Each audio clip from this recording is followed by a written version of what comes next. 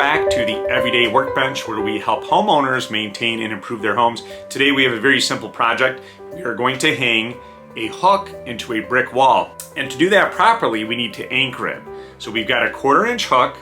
We've got a 1/4-inch lag shield. The lag shield is our anchor, and it's basically a tube of lightweight metal. Now, in order to get the anchor into the brick wall, we will need to drill a hole into the brick wall. So we're gonna make a hole, we will need a drill. If you have a hammer drill, that could be helpful, but the most important thing here is to have a drill bit capable of drilling into masonry. I'm using a 1/2-inch bit because that is the size that coordinates with the anchor that I'm using. And the hole looks pretty big on the wall, but in reality, the anchor is gonna fit nice and snug into here. And now I'm ready to install the hook into the anchor.